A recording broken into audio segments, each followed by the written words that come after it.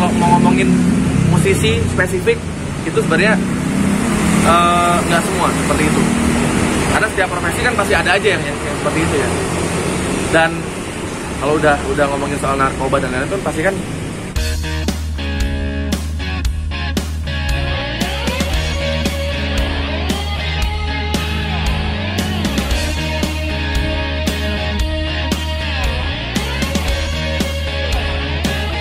sebagai musisi ya sebagai ya maksudnya cukup kenal juga sama dia, sama Bendon. Doanya semoga segera selesai masalah-masalahnya, dan kalau udah urusan narkoba memang ya bisa mungkin kita jauhi lah gitu. Yang urusan dengan narkoba itu kalau bisa itu udah ya haram lah hukumnya gitu kalau kita mencoba itu gitu. Jadi selain merugikan diri sendiri, merugikan yang pasti keluarga juga kena imbasnya. Terus orang-orang yang istilahnya kan dia kan menjadi tulang punggung ya pasti ya. Itu kan pasti imbasnya akan sangat terasa. Jadi kalau saya sebagai teman mendoakan agar ya segera bisa diselesaikan semua masalahnya, terus mungkin mudah-mudahan atau semoga tidak lagi menyentuh lah gitu.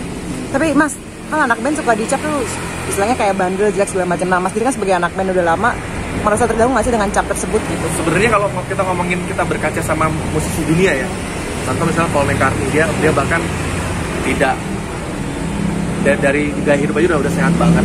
Atau misalnya Bryan Adams misalnya, atau Bon Jovi, itu kan musisi-musisi yang kasarnya mabok aja enggak gitu loh, minum minuman keras aja enggak gitu, alkohol aja enggak. Makanya sebenarnya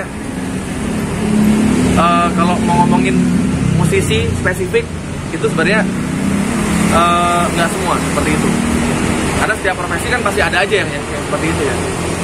Dan kalau udah ngomongin soal narkoba dan lain-lain kan pasti kan setiap profesi kan pasti pernah, mungkin pasti ada aja gitu kan. Jadi kalau cap seperti itu, kalau buat saya itu tidak mutlak anak band tuh begini tuh enggak gitu. Karena kalau kita berkaca sama musisi-musisi dunia itu yang menjadi panutan saya juga itu bahkan dia tidak minum alkohol, bahkan gaya hidupnya sehat. Jadi vegan, vegetarian. Terus dia nggak makan daging dan lain-lain gitu. Jadi malah hidup sehat banget. Casting juga sama tuh. Jadi sebenarnya kalau kita berkaca sama musisi dunia itu, atau kalau di Indonesia Kang Arman Maulana deh, itu kan salah satu penyanyi yang bisa menjadi panutan kita lah gitu.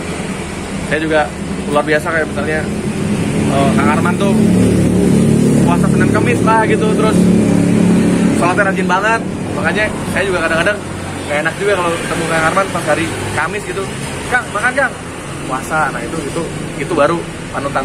Oke, terakhir kalau di The Massive sendiri ada sanksi nggak sih bagi personilnya kalau terkena narkoba? Oke, nah ini sebenarnya kita tuh karena kita bikin perusahaan bareng ya.